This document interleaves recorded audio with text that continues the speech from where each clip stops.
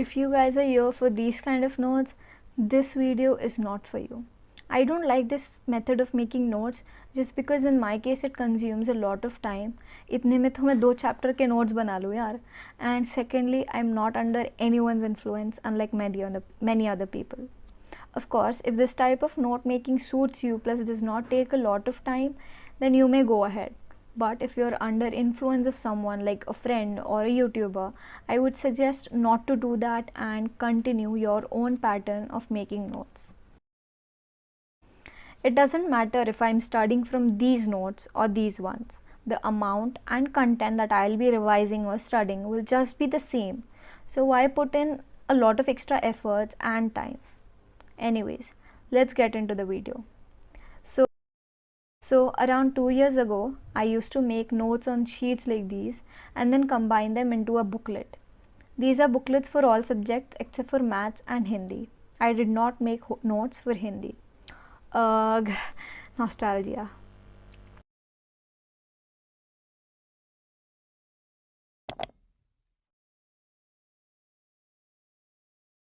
So for social studies, I made differentiate between tables like these, or just wrote down the information in a flowchart, or using several arrows I made them into a bullet point. And that is how I wrote important definitions. So while revising, the square around the word caught my eyes. For chemistry, I made a list of all the possible reactions and their equations from all the chapters.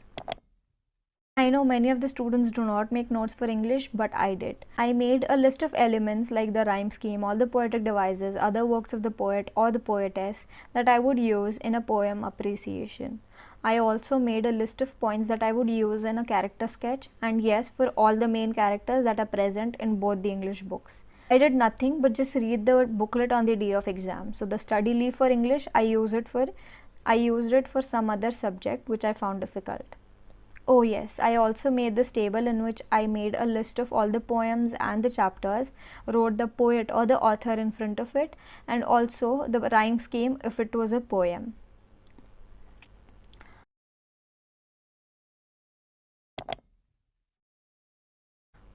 I found out that I did not like studying from these notes because there weren't many blank spaces on the page, there was no color contrast, so they were boring. I came up with this new kind of making notes in which I used the red pen, left blank spaces over the page, used different patterns of writing, and also used crisp sentences. These looked fab, but I realized I was unnecessarily wasting a lot of time, and the previous one notes were actually better. So there were a few issues that I faced in this type of note making. First, that I could not handle them properly. The condition of the booklet after a few months looked as if it is a 100-year-old thing. Notice the torn page?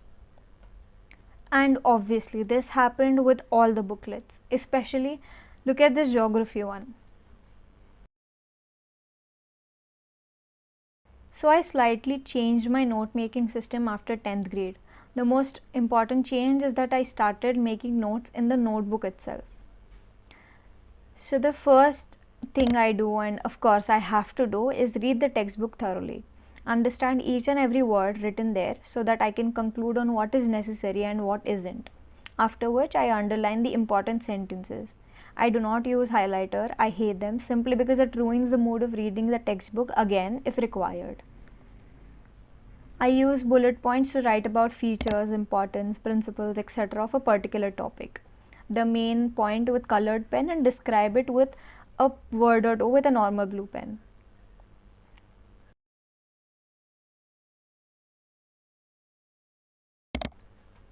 I used flowcharts to summarize concepts or make a list of different topics which do not need any further explanation or description.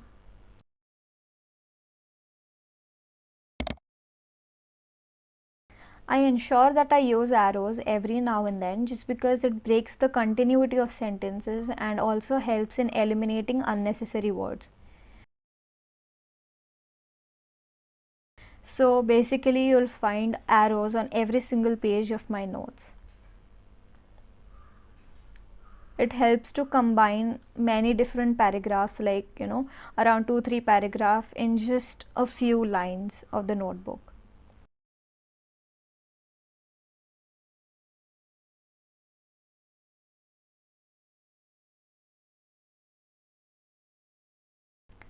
The boxes around important words and formulae draw attention while revising the notes, so that's the simple purpose behind it.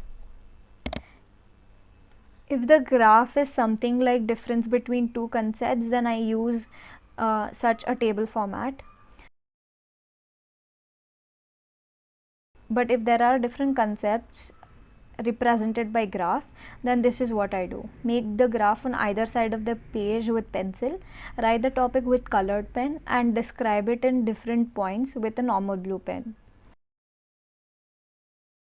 Also, I use different type of bullet points, like a simple small circle, a filled circle, arrows on the margin line, arrows inside the margin, a vertical line through all the arrows, and different type of numbers.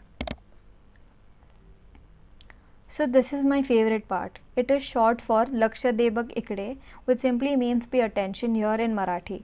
These are those kinds of points which I have high chance of ignoring, or these are short forms and abbreviations which are made by me. So this is how I make cycles for all the processes that are there in the textbook.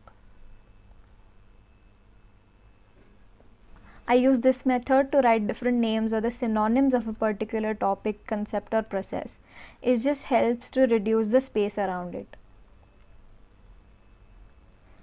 So while in the class or while revising, it's normal to find out mistakes or some parts that should have been there in the notes. Also, it could be the add-ons which teachers make during the class. So I simply write this down with a pencil. That's it for today. Bye.